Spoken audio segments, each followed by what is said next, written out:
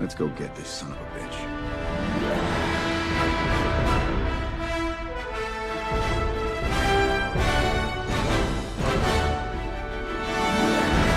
Hey everyone, what is going on? My name is Red Archer Live, and today I'm going to be giving my thoughts on Avengers Endgame in the channel's first ever movie review. If you guys like this kind of content, please do let me know in the comment section below. But the way I'm going to do this video is I'm going to start off with a spoiler-free section for anyone who hasn't seen the film and still plans to, although I will warn that the Russo brothers who directed the film have just announced that spoilers will be fair game from Monday onwards, so if you haven't seen it yet, you're running out of time to do so, so please go, get yourself to a cinema, get watching it. It is honestly the best 3 hours of film I've ever seen. Go watch it, it's phenomenal. So I'll talk about spoiler-free sections for a little bit, and then after that I'll go into the spoilers and talk about what I think is good and bad about the film, because there are some bits I would have changed, would have improved, but I can still say without a shadow of a doubt that it's taken over Infinity War as my favourite film of all time. That's the first thing I can say that is completely and utterly serious. So, what do I think of Avengers Endgame? Spoiler-free, I was really surprised going in about it, because the thing with it is that everyone has these unrealistic expectations about, I think it's going to go this way, I think it's going to go this way. Then there are some more realistic expectations thinking they're going to go this way to, you know, undo the snap of Infinity War. They're going to go in a certain direction and plan it in a certain way. So some things were easy to figure out, but there were some things that just really came out of left field that were absolutely phenomenal and genuinely were. I think this time they did a much better job of balancing screen time between characters. Some characters did suffer, I will be honest. For instance, I expected more of Valkyrie because it was confirmed that she was going to be in it. Same for Wong. They were on the posters for the film, and Okoye as well, actually. All of them were on posters, or some of them were on certain posters, but didn't get very much screen time. But apart from those, like the original 6, they all got good amounts of screen time. They all had their own little character developments and everything. There wasn't really one of the original 6 in particular that suffered too much, which I really liked. The film opened really well. It dealt with the consequences of Infinity War a lot better than I think some people expected. A lot of people thought they were just going to undo the snap and not really live in that world for a little bit. I think they did quite well in dealing with it, and some of the ways that it's so difficult to talk about things without spoilers, but I think the way the plot developed and the way it worked, it took me a little bit to try and get my head around some parts of it, and took me a bit of thought, and I had to sleep on it after going to see the midnight premiere because my brain was screwed after it. But the way the plot worked was really well, and honestly the thing that surprised me the most was the amount of emotional moments. Like, I am not the toughest person in the world. Like, I will cry at, like, films and games and stuff. Like, you should have seen me at the end of The Walking Dead, the final season, the Telltale game. That was embarrassing. Glad I didn't record that one on my first impression. But I can say that at the midnight premiere, I got emotional. I cried 3 times during the film. Chris Evans supposedly cried 6 times. I mean, maybe it's because he's looking back with nostalgia, potentially. I don't really know, but he cried 6. So I cried less than Captain America, so that's a good start. But it handled the emotional moments really well, and part of that I think is down to the score. I don't very often comment on the score of a film. Normally it's there, it sounds good, it fits well with the film, but Alan Silvestri, who originally composed the main Avengers theme that everyone knows and loves at this point, he was hired back to do the score for Infinity War and Endgame. Infinity War's score was phenomenal as well, but the fact that he stepped it up in Endgame and wrote some really good music that not only shone in each scene, but really complemented it and helped with the emotions in some of it, and honestly, he just did a fabulous job. He did a really good job. But all I can say is the plot is phenomenal. There are plenty of emotional moments. If you've seen all of the Marvel Cinematic Universe films, there will be plenty of things you'll notice that other people won't. I will highly recommend. If the thing with Infinity War is that you could go into it without seeing any Marvel film at all and still enjoy it. You wouldn't get it nearly as much, but you would still enjoy it. I do wager that. I'd only seen 5 of the MCU films before I saw Infinity War. I've caught up since then. I'd only seen Iron Man, Incredible Hulk, Civil War, Doctor Strange, and Spider-Man Homecoming. I watched a video about what you need to know for Infinity War, and then I went in and watched the film because I realised how big it was. And after that, I watched everything back. I did the whole MCU marathon, caught up, and become the massive super fan that I am now. What I would say, though, is, in this case, don't watch Endgame if it's your first MCU film. I mean, that should go without saying. It really should. But don't go as your first film. It will be a waste, because you will probably still enjoy it for some of the parts in it, but you won't get enough of it, and you'll rob yourself of the emotions of seeing the last 11 years come back and all the connections and everything to do with the films coming into Avengers Endgame and all the payoffs. It's phenomenal. So I can't say any more detail than that. So that is my review of Avengers Endgame. It is a phenomenal film. Go watch it. And other than that, let's get into the spoiler section. The plot, going back, doing time travel, a lot of us saw coming. A lot of us thought that was the way it was going to go. But the fact that it started off by the Avengers actually going out to Thanos' like retirement farm and then just straight up chopping his head off. That was not something I saw coming at all. I did not expect it. It was really interesting. And then again with the score, using the music that played to round out Infinity War and remixing that as Thor walked out having chopped his head off, that was phenomenal. The payback, like the emotional payback of that scene compared to Infinity War was just, it was really, really good and good to see. The character development though, the fact that they did a time jump of 5 years, that was really, really good. That was a really good idea, and it helped emphasize what the world was like after the snap.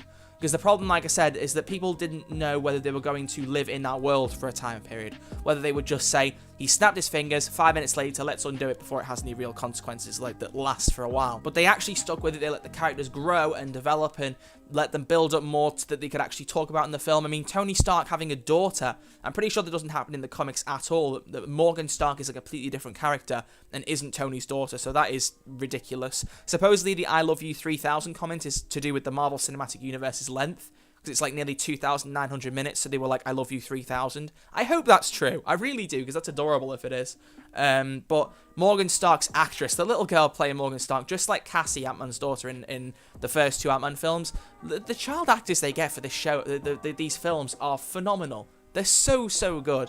But Tony Stark, the fact that he actually did retire, he actually did build Pepper a farm like he said to Cap that he would, and they lived off and tried to move on from the events of the snap, seeing as they were both still together, was brilliant. I didn't mention the fact that he got rescued from space after Infinity War, because we all knew he did if you'd seen the trailers. Although it was very nice to see my girl Captain Marvel rescue him. Although Captain Marvel is the first kind of downside that I want to just cover very quickly. I feel like she was overhyped. Like, I adore Captain Marvel. I love the film. I think Brie Larson's a great actress. I know not a lot of people like her, but I do. But they hyped her up to be this be-all and end-all, and then she had about 5 minutes screen time. Maybe it was a bit more than that. I don't know exactly, but the point being she was a lot less detrimental to the plot than perhaps she'd been talked about being, which is fine, because I don't think anyone wanted her to be the one to kill Thanos or anything like that, because you want it to be the original Avengers going up against him, because it's like, for some of them, it's their swan song. So it makes sense for her to not have a major role, but I would have liked to see her just a little bit more. The new haircut to go like the comics and the new outfit to suit the comics, it took me a while. It's growing on me. First time I saw it, I was like, not too sure about that, but it's grown on me a lot more now. Although I would have liked to have seen her Mohawk helmet again. I didn't see that at all in the film. That was kind of sad. But yeah, her character was really good, just not used enough, nearly enough. Nebula was one that I really, really liked. I mean, I've liked Karen Gillan since she was in Doctor Who as Amy Pond, but I think in this film, I've really, really appreciated her a lot more than I have in the other, like, Guardians films. She was really good. And in terms of big character developments, the only other one that really annoyed me was Thor, and I know there's a lot of people who have said this. The whole Thor becoming a depressed lump of fat was funny for a good little bit, but the fact that by the end of the battle, when he becomes like the big, like, souped up god version of himself, like with both Mjolnir and Stormbreaker in his hands, the fact that he still has the massive belly and the long hair, I just can't help but think they undid some of the good of Ragnarok. I liked him with the short hair, with the new look, with the comic sense. They kept the comedy to him, at least to an extent, but losing the hair and, like, going back to this long hair and the big massive Norse beard and being this big fat lump still at the end, I don't know. I really don't know. I'm not too sure. I adore Chris Hemsworth, but I think Thor was wasted in this film. I really do. But the one that really surprised me was that they actually did Professor Hulk. Professor Hulk was something that I didn't expect them to do. I watched a few theory videos about the way the Hulk could go, because supposedly he was having this character arc starting with Thor Ragnarok and ending with Endgame. So one of the theories was that he could become Professor Hulk, and I thought that'd be that's too much of an undertaking for them to do. And then all of a sudden, he's wearing shirts, dabbing and taking Hulk selfies. I didn't see it coming, but I thought Mark Ruffalo did it phenomenally. It was really good to see. Would have been nice to see a little bit more smashing from the Hulk. Like, that gag where he was trying to smash something up in New York was good. Would have been nice to have seen a bit more of that, though, I have to be honest. And then before I talk about any of the deaths or the endings of the film, I just want to say, like I said, the time travel was expected, but to see them go back to the first Avengers film, to go back to Thor: The Dark World, to go back to Guardians of the Galaxy, to revisit these films, sometimes give us things from new camera angles, and actually make it feel like we're revisiting it and not just watching the film play out again. It was really good. And I mean, I love going with friends of mine who haven't seen the film when I've seen it, because I've gone with a couple of people since I've watched it who haven't seen the film.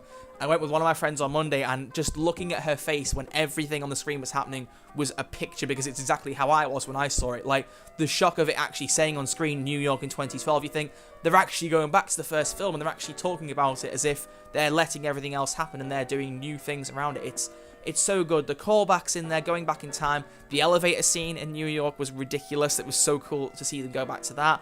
but there were so many call-outs that I couldn't remember everything. The time travel concept has irked a few people. I thought for starters that they explained the way that time travel worked in this universe as an excuse to bring Thanos back as like his younger self so that they could fight him again. But I've thought about it more, and I think it's just purely that this universe is dealing with time travel in a different way, because in the Marvel Cinematic Universe there are alternate realities. I mean, it's touched on in Spider-Man Into the Spider-Verse, which isn't in the MCU, but it's a similar kind of concept where the characters can go off in different ways, different things can happen, and it creates branching realities. In most time travel films that Don Cheadle as War Machine and Paul Rudd as Ant-Man, they try and say to the Hulk that, you know, Back to the Future, Hot Tub Time Machine, Quantum Leap, all those films that deal with time travel, they say that you go back in time, you change the past, that affects the future. That's because in those films there's only one reality. There aren't these branching realities and branching kind of universes, whereas in Marvel that is the case.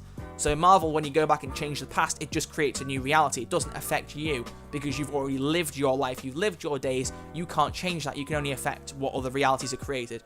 At first, when I came out of the cinema, I didn't like that at all. I thought that was a really cheap cop-out just to excuse the fact that they could bring Thanos back in.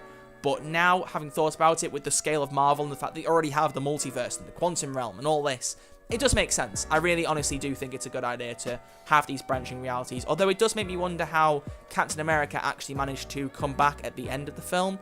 We'll touch on that in a little bit, but honestly, the time travel was really good to see, and to see them go back and revisit all these things, and to have the Guardians music playing as well, like the real 70s kind of tunes as well, was a really nice touch. I thought that was really good, because that's one of the things I loved the most about the Guardians films. But let's talk about the ending, because oh boy, boy. Well, the first death was about an hour before the film ended, which was Black Widow, and genuinely, I was surprised at how emotional I was about that. Like, I think Scarlett Johansson is a phenomenal actress. I really like Black Widow as a character, but she's never been my favourite Avenger. She's never been the one that I go mental over and go, oh my god, Black Widow is my life, I love her, please let me see all of her, like, her scenes in every film as a compilation. I'm not that fussed about Black Widow. I like her, but I'm not obsessed.